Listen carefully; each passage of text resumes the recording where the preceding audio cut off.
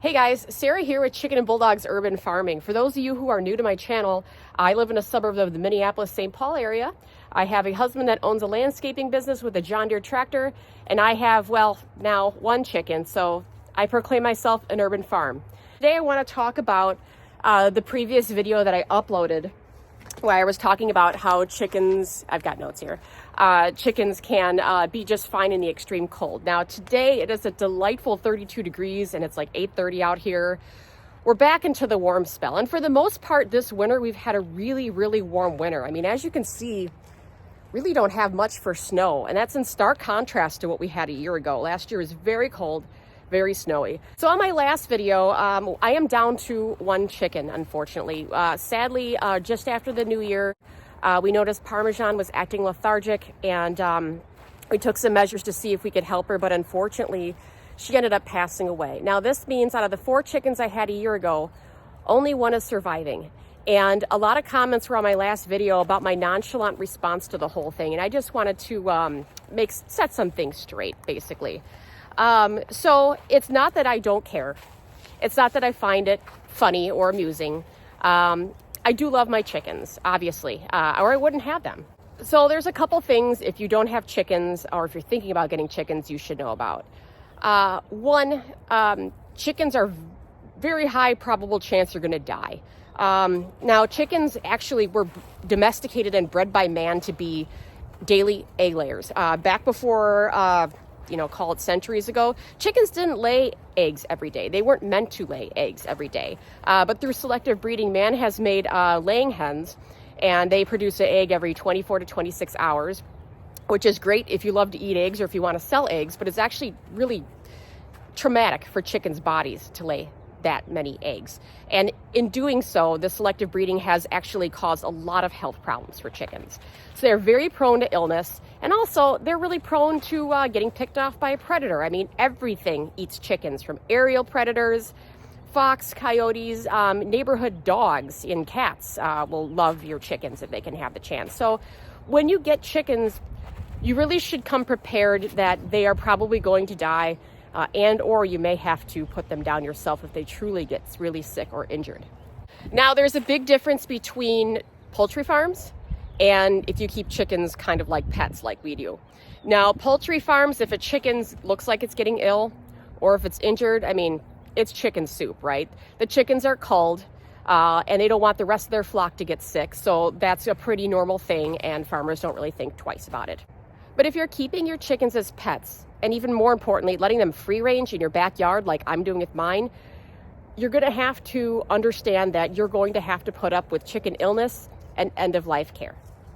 Here's Pot Pie, and she's looking phenomenal, by the way. We've been making sure to give her extra attention and treats since she's down to just herself. And she's been loving this warm spell because now she actually can do a little bit of free range time. So if you're going to keep chickens as pets, there's going to be a lot of self-diagnosis when it comes to sick chickens, and here's why. When your chicken gets sick, it's not like your dog or your cat. You cannot take a chicken to a standard vet and have them treat your bird. You actually have to find an exotic birds vet. Now, I live in the Minneapolis-St. Paul area. I live in an urban area. As somebody who has had to research this before, there's only like 1 or 2 exotic bird vets, or I can go to the University of Minnesota, and they have one there too. Now, the problem with that is if you find one great, they're usually weeks out. And that was my experience back 2 years ago when I was brand new to chicken farming. I thought Parm was egg bound. It turned out she had a prolapse vent that I was able to treat at home.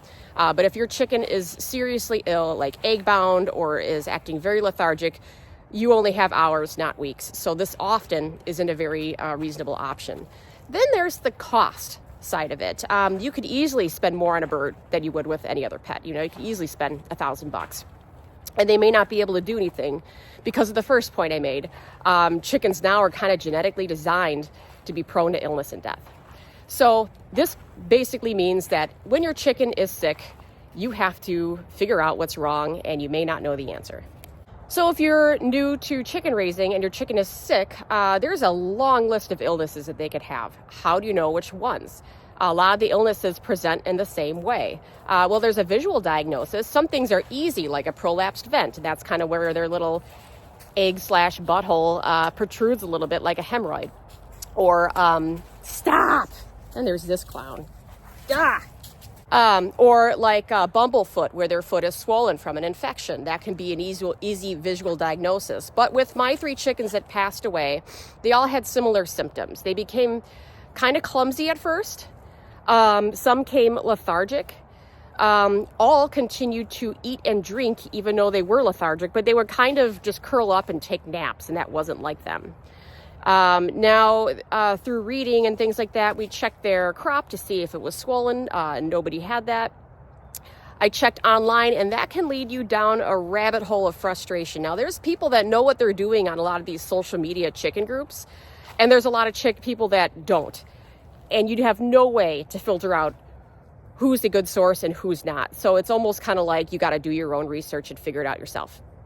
So it comes down to studying up and using your own judgment. Your best bet is to find reliable sources of information, actual printed or published material. If they've published it and there's people that are citing or references on there, that's your best bet. You can listen to podcasts. I like to listen to Bach Talk. And if you guys are familiar with that, she puts a little disclaimer with every episode. Please do not send me pictures of your sick chickens or email me about it. It takes me weeks to go through my email. By the time I get to your email, it'll be too late. Please find another source. So she's very busy, but she's very informative as well. So with Parmesan and Noodle and Barb, we did our best to try to make them comfortable. All 3, Barb died in the middle of summer. Noodle died end of November, and it was no snow and 50 degrees, so the cold did not affect her. We keep our food filled daily. The water is changed weekly in the winter. We add a little bit of apple cider vinegar to it. And in the summer, we end up having to change it every 3 to 5 days just because of sometimes you can get an algae buildup. Their bedding's changed frequently. They're giving lots of supplemental treats of all different kinds. Their diet is varied. They get to be free range, so naturally they're going to be healthier because of their varied diet and that exercise. We've never had a case of bumblefoot at our house in the 3 years that we've had chickens.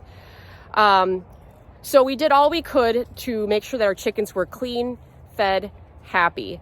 And then when they got sick, we did take Noodle inside for a night to see if that would help. It did not. With Parmesan, we tried to give her extra protein and water and hugs and loves. Unfortunately, the case with all of our chickens, everything that we did, including kefir milk, we even tried with Noodle, it just didn't work out. And all these chickens were past their egg laying days, and we're writing this off as old age because that does happen as well. Now, some chickens live for years, but these ones were probably about 3 when they passed. And Pot Pie is also done laying eggs too, although she looks really good. So for anybody that thinks that we just didn't take care of our flock or we're not monitoring their food, it's absolutely not true. Our chickens were loved. My daughter, when she lost Parmesan, was absolutely torn. That was her favorite chicken. These chickens were given a lot of fun opportunities, and we did keep them company. And even my neighbors enjoyed having them hop over occasionally for a snack. So right now we're just down to 1. And we have toyed with the idea of bringing her to some other friends' chicken farms, just so she'd have some company. It's not that easy. Chickens, when it comes to newcomers, they're very violent. As lovable as these birds can be, they will beat up or even kill newcomers to the flock because that's competition for food, right? So they're not very nice to new birds, especially if it's just 1. It's also, even though it's a warm winter, I don't have the time or the bandwidth to properly care for young birds like chicks or pullets right now. That involves a lot of indoor keeping. I work full time. I help manage my husband's landscaping business. I've got kids' sports. I cannot give those types of birds the quality of care that they need. But once spring comes around, I think the plan is to get some pullets, which are teenage chickens that are just about ready to start laying. Whether Pot Pie will be with us at that time, we're not sure. But in the meantime, we're going to have to give her some extra hugs, extra treats. And hey, I don't consider myself a 100% reliable source on chicken farming. I've been in it for 2.5 years now. I think I know a thing or two, but make sure to research.